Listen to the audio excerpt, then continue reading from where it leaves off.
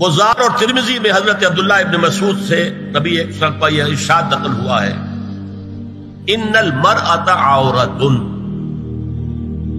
عورت چھپا کر رکھنے کی چیز ہے۔ ان المرأۃ عورۃ فاذا خرجت، جب وہ گھر سے نکلتی ہے، استشرفھا شیطان، اب شیطان جو ہے اس کو تاک میں رکھتا ہے۔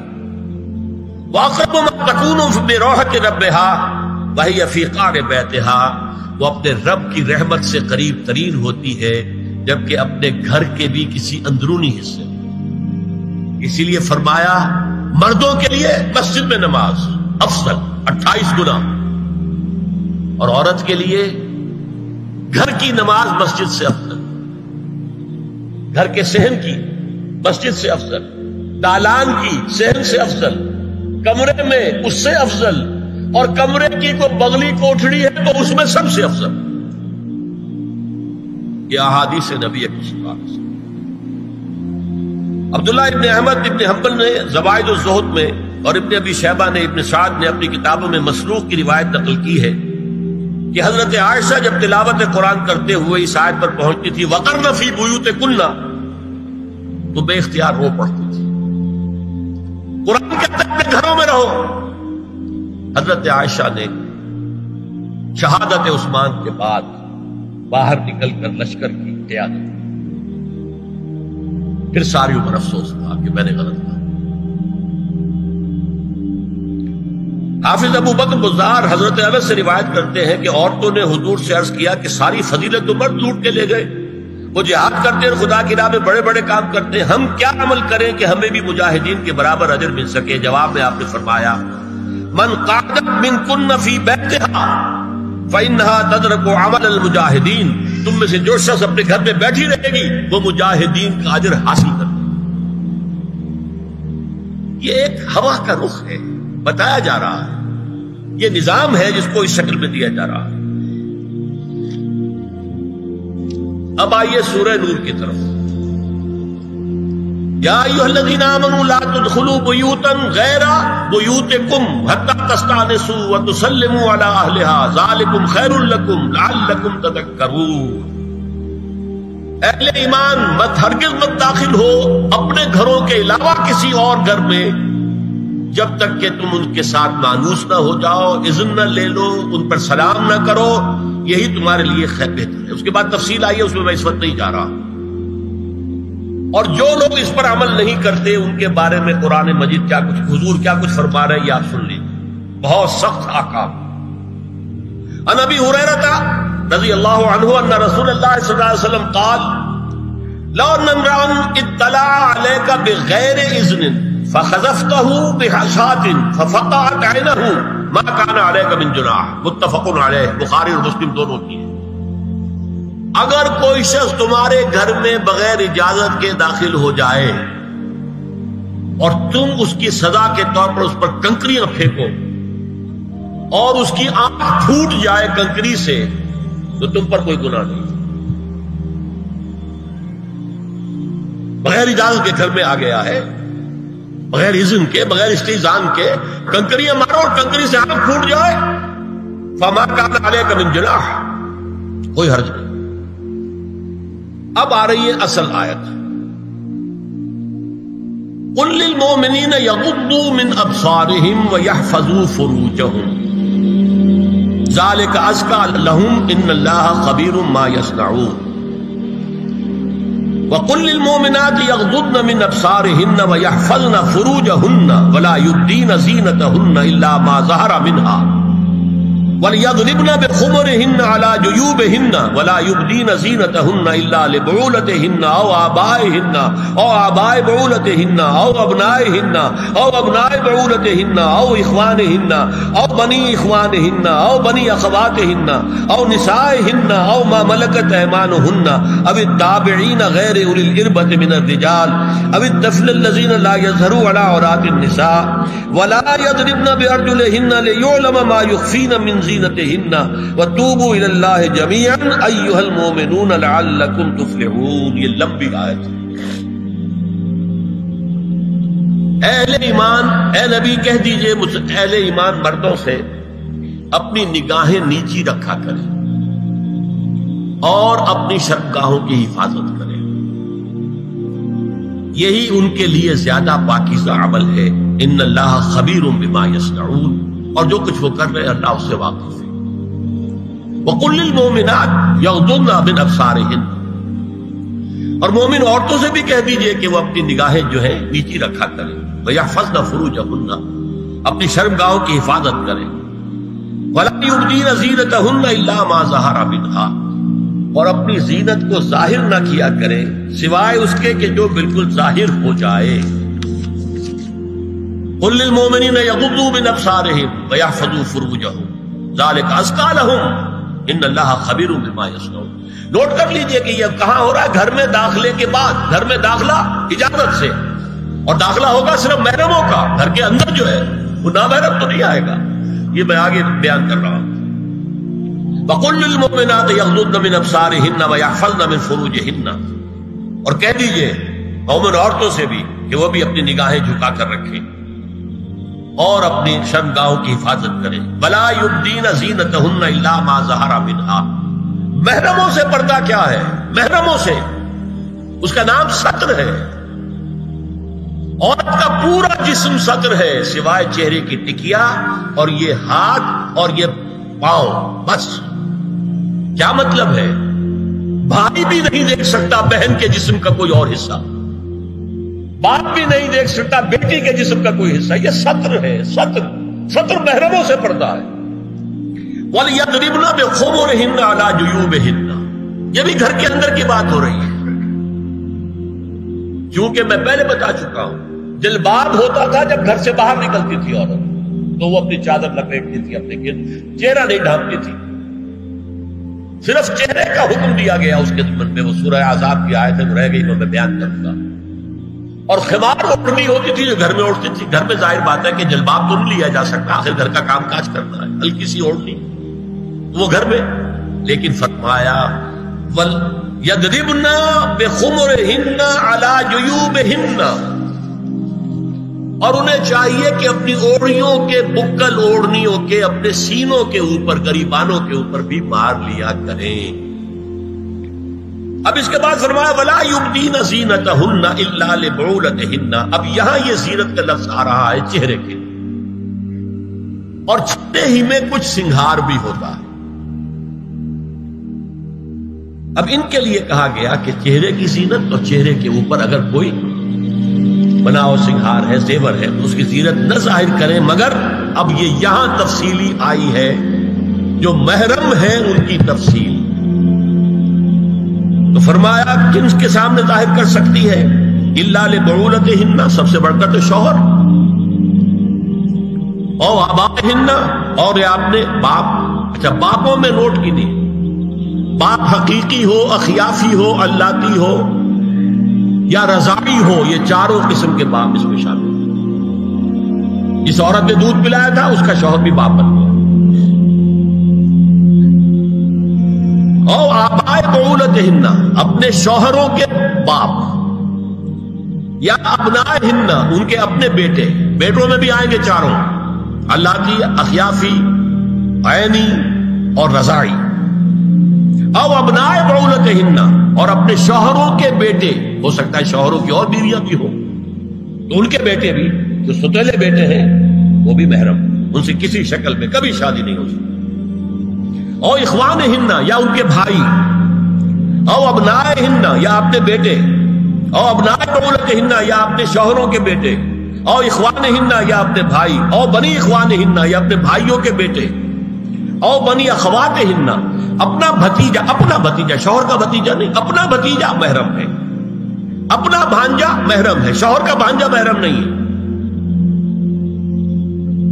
او نسائہن، یا ان کی عورتیں، اپنی عورتیں، جان پہچان کی عورتیں۔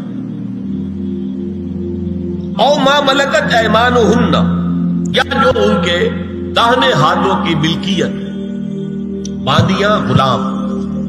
اس میں عرض کر چکا ہوں کہ اس میں کافی اختلافات ہیں، یہ بھی ہے کہ اس سے مراد صرف باندیاں ہیں، غلام مرد ہیں، یہ بھی ہے کہ مرد بھی ہے، اور یہ بھی ہے کہ مرد جب تک کہ وہ باندی ہوا، لیکن میں اس بحث میں یہاں نہیں جانا چاہتا، یہ پھر فقہ کی بحث ہو جائے گی۔ اب التابعین غیر اولی الاربہ، کچھ ایسے لوگ بھی ہوتے ہیں، کوئی کسی کے گھر میں کوئی اندھا آدمی رہ رہا ہے یا کوئی اور کسی وجہ سے کوئی مریض ہے، اسے آپ نے بنا دے رکھی ہے، انہیں عورتوں سے کوئی سروکار نہیں ہوتا۔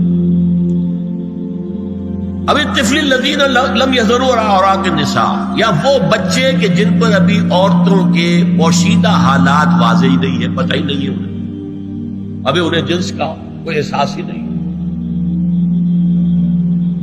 یہ ہے فہرست جو دی گئی ہے کہ جن کے سامنے عورت کھلے چہرے کے ساتھ اور اپنی جو اضافی زینت بھی ہو، کوئی زیور وغیرہ یا کوئی بھی سرما وغیرہ ڈالا ہوا ہے یا کوئی سرخی کو لگائی ہے معمولی سی، تو اس کے ساتھ آ سکتی ہے، اور یہ وہ رشتے ہیں کہ جن سے کسی حالت میں بھی نکاح نہیں کی۔ آگے سنیے، وَلَا يَضْرِبْنَ بِأَرْجُلِهِنَّ لِيُعْلَمَ مَا يُخْفِينَ مِنْ زِينَتِهِنَّ، اور چلتے ہوئے اپنے پاؤں زور سے نہ مارے کہ ان کی زینت ظاہر ہو جائے۔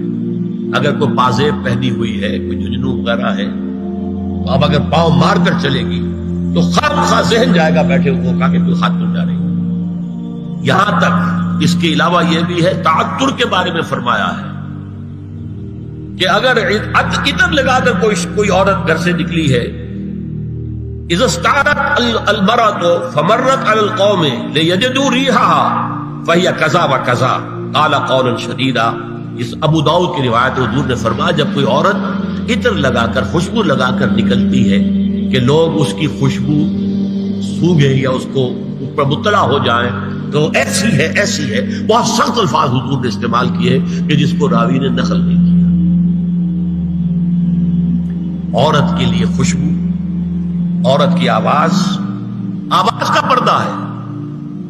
اب دیکھیے کس حد تک نماز میں اس وقت عورتیں بھی شریک ہوتی تھی، اگرچہ حضور نے فرمایا مردوں کی صف بہترین سب سے آگے والی ہے اور سب سے بری صف سب سے پیچھے ہے، کیونکہ اس کے پیچھے پھر عورتوں کی صف ہوتی تھی، اور عورتوں کے لیے سب سے اچھی صف سب سے پچھلی والی ہے اور سب سے بری سب سے آگے والی ہے۔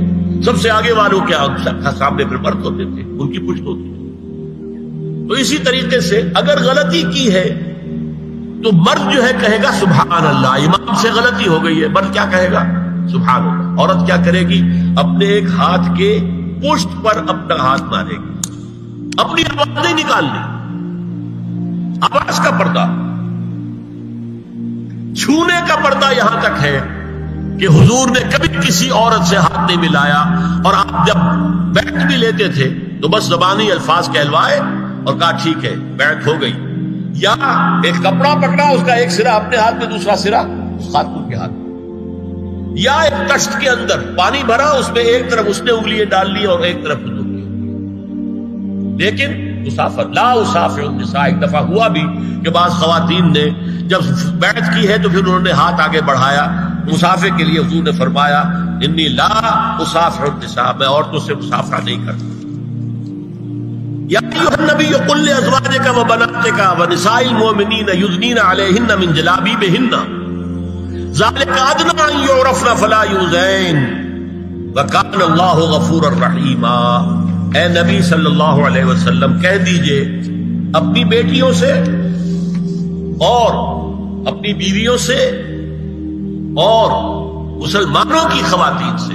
اب دیکھیے یہ سورہ احزاب ہی میں ہو رہا ہے، شروع میں یا نساء نبی سے بات چلی، استیزان بھی صرف نبی کے گھر میں داخل نہ ہو اذن کے بغیر، آگے چل کر سورہ احزاب ہی میں عام بھی کر دیا، قل لازواجک وبناتک ونساء المؤمنین، کہہ دیجئے اپنی بیویوں سے، اپنی بیٹیوں سے اور اہل ایمان کی خواتین سے، یدنین علیہن من جلابیبہن، کہ وہ اپنے چہروں کے اوپر اپنی جلباب کو لٹکا لیا کریں، چہرہ چھپ جائے۔ اب اس کی تفسیر میں چاہتا ہوں کہ آپ کو جو مختلف مفسرین نے کی ہے وہ آپ کے سامنے میں رکھوں۔ حضرت عبداللہ ابن عباس نے اس آیت کی جو وضاحت فرمائی ہے اسے حافظ ابن کثیر نے اپنی تفسیر میں اس طرح نقل کیا ہے، اللہ نے مسلمان عورتوں کو حکم دیا ہے کہ جب وہ کسی کام کے لیے گھروں سے نکلے تو اپنی چادروں کے پلو اوپر سے ڈال کر اپنا منہ چھپا لے اور صرف ایک آنکھ کھلی رکھے، دونوں آنکھیں بھی غلط ہیں۔ اور سن لیجئے، ابن جریر اور ابن منذر کی روایت ہے کہ محمد بن سیرین یہ ایک تابعی ہیں نے حضرت عبیدہ السلمانی یہ صحابی ہیں سے اس آیت کا مطلب پوچھا. انہوں نے جواب میں کچھ کہنے کی بجائے اپنی چادر کو اس طرح اوڑھا کہ پورا سر اور پیشانی اور پورا منہ ڈھانک کر صرف ایک آنکھ کھولی رکھی. اور سنیے ابو بکر بن عبداللہ ابن عربی نے یدنین علیہن من جلابیبہن کا مفہوم ان الفاظ میں بیان کیا ہے تغطى به وجهها حتى لا يظهر منها الا عينها اليسرى. یہ عورت اپنی چادر کو پورے وجود پر ڈھانپ لے اور اس طرح چہرے کو بھی ڈھانپے کہ صرف بائیں آنکھ کھلی رہے. علامہ حمید الدین فراہی کو نظم قرآن کے فہم میں خصوصی مقام حاصل تھا. انہوں نے حجاب کے بارے میں اپنے ایک مکتوب میں ہاتھ اور چہرہ کھلا رکھنے کو جائز قرار دینے کے موقف کے بارے میں لکھا ہے کہ میری رائے میں نظم قرآن پر توجہ نہ کرنے سے یہ غلط فہمی پیدا ہوئی ہے. وہی بات کہ سورہ احزاب میں گھر سے باہر کا پردہ ہے اور سورہ نور میں گھر کے اندر کا پردہ ہے. بہرحال الحق احق بان یتبع، حق جو ہے وہ اس کا زیادہ حقدار ہے کہ اس کی پیروی کی جائے. میں اس مسئلے پر مطمئن ہوں اور میرے نزدیک اجنبی سے پورا پردہ کرنا واجب ہے اور قرآن نے یہی حجاب واجب کیا ہے جو شرفاء میں مروج ہے بلکہ اس سے بھی قدر زائد. مولانا فراہی کا یہ مکتوب ماہنامہ حیات نو بلیریا گنج انڈیا کے اکتوبر سن 92 کے شمارے میں شائع ہوا. یہ ہے علماء کی رائے. حضرت ام سلمہ اور حضرت میمونہ نبی صلی اللہ علیہ وسلم کے پاس بیٹھی تھی. اتنے میں حضرت ابن ام مکتوم آ گئے. نبی صلی اللہ علیہ وسلم نے ان دونوں سے فرمایا احتجبا منہ، ان سے پردہ کرو. ازواج نے عرض کیا یا رسول اللہ الیس اعمی لا یبصرنا ولا یعرفنا، حضور کیا یہ اندھے نہیں ہے؟ یہ نہ ہمیں دیکھ رہے ہیں نہ ہمیں پہچانتے ہیں. فرمایا افعمغایان انتما، کیا تم دونوں بھی اندھی ہو؟ الا تبصران ہی، کیا تم نہیں دیکھ رہی ان کو؟ حضرت ام سلمہ تصریح کرتی ہیں ذالک بعد ان امر بالحجاب، یہ جب حجاب کا حکم آ گیا تھا تب حضور نے پھر یہ حکم دیا. اس کی وجہ کیا تھی؟ حضرت عبداللہ ابن مکتوم کا گھر میں آنا جانا تھا. تو اگرچہ اندھے ہیں لیکن یہ کہ یہ بار بار کا آنا جانا اس سے فتنے کا ایک دروازہ کھل سکتا. اس دروازے کو بند کر دیا گیا. حضرت عائشہ کے پاس ایک نابینا آیا تو انہوں نے اس سے پردہ کیا. کہا گیا کہ آپ اس سے پردہ کیوں کرتی ہیں، یہ تو آپ کو نہیں دیکھ سکتا. جواب میں حضرت ام المومنین نے فرمایا لاکنی انظر الیہ، میں تو اسے دیکھ رہی ہوں نا. اور مرد کو دیکھے. البتہ یہ کہ عام حالات میں آپ بازار میں چل رہے ہیں، عورت جا رہی ہے، کوئی باہر نکلنا پڑا ہے، تو اس حالت میں اگر وہ مرد کو دیکھتی ہے تو اس میں در حقیقت وہ فتنہ نہیں ہے کہ جو گھر میں آنے جانے والے لوگ. اب ایک آخری مسئلہ ہے. 2 حدیثیں ایسی ہیں جو میری گفتگو کے خلاف جاتی ہیں اور میں دیانت کا تقاضا سمجھتا ہوں کہ وہ بھی آپ کے سامنے بیان کروں. حضور کے بارے میں یہ معلوم ہے کہ 2 خواتین جو ویسے نامحرم تھیں وہ ان کے سامنے آتی رہیں اور آپ ان سے ملتے رہے. ایک آپ کی سالی حضرت اسماء، حضرت عائشہ کی بہن رضی اللہ تعالی عنہ، اور ایک آپ کی چچا زاد بہن حضرت علی کی بڑی ہمشیرہ حضرت ام ہانی. یہ میں حدیث آپ کو سنا رہا ہوں. بکثرت احادیث سے ثابت ہے کہ حضرت اسماء بنت ابی بکر آپ کے سامنے ہوتی تھی اور آخر وقت تک آپ کے اور ان کے درمیان چہرے اور ہاتھوں کی حد تک کوئی پردہ نہ تھا. حجۃ الوداع نبی صلی اللہ علیہ وسلم کی وفات سے صرف چند مہینے پہلے کا واقعہ ہے اور اس وقت تک بھی یہی حالت قائم رہی. یہ ابو داؤد کتاب الحج. دوسری روایت حضرت ام ہانی رضی اللہ تعالی عنہا جو ابو طالب کی صاحبزادی اور نبی صلی اللہ علیہ وسلم کی چچا بہن تھی، آخری وقت تک حضور کے سامنے ہوتی رہیں اور کم از کم منہ اور چہرے کا پردہ انہوں نے آپ سے کبھی نہیں کیا. فتح مکہ کے موقع کا ایک واقعہ وہ خود بیان کرتی ہیں جس سے اس کا ثبوت ملتا ہے. یہ ابو داؤد کی روایت ہے. یہ روایتیں ہیں، میں انہیں تسلیم کرتا ہوں. اور میں نے اب جو کچھ بیان کیا ہے اس سے یہ ایک بالکل برعکس بات سامنے لا رہی ہے۔ اب یہ ہے کہ یا تو ہم ان دو حدیثوں کو اصل مان کر باقی ساری حدیثیں جو ہیں ان کو ختم کریں۔ میں تو آپ کو سنا نہیں سکا، میرے پاس تو بہت زیادہ حدیثوں کا مواد تھا۔ چہرے کے پردے کے لیے حدیثیں، استیزان کے لیے کتنی حدیثیں ہیں، چہرے کے پردے کے بارے بہت زیادہ حدیثیں ہیں۔ حضرت ام خلاد ایک خاتون تھی، ان کا بیٹا ایک غزوے میں شہید ہو گیا، وہ اس کے بارے میں کچھ پوچھنے کے لیے حضور کے پاس آئی، صحابہ بیٹھے ہوئے تھے، انہوں نے نقاب ڈالا ہوا تھا، منتقبۃ، نقاب کا لفظ بھی حدیث میں موجود ہے، اور یہ لوگ کہتے ہیں نقاب تو جو ہے یہ بعد کی پیداوار ہے، یہ لفظ کوئی ہے ہی نہیں۔ حجاب کا لفظ قرآن میں ہے، جلباب کا لفظ قرآن میں ہے، خمار کا ذکر قرآن میں ہے، اور یہ منتقبۃ نقاب ڈالی۔ لوگوں نے کہا عجیب عورت ہے یہ، اس کا بچہ شہید ہو گیا ہے، مطلب یہ کہ سخت صدمے کی کیفیت ہے، اور یہ اس وقت بھی اس نے نقاب ڈالی ہوئی ہے۔ تو انہوں نے جواب دیا ان ارزو ابنی لا ارزو حیائی، میں نے بیٹا کھویا ہے، اپنی حیا نہیں کھوئی ہے۔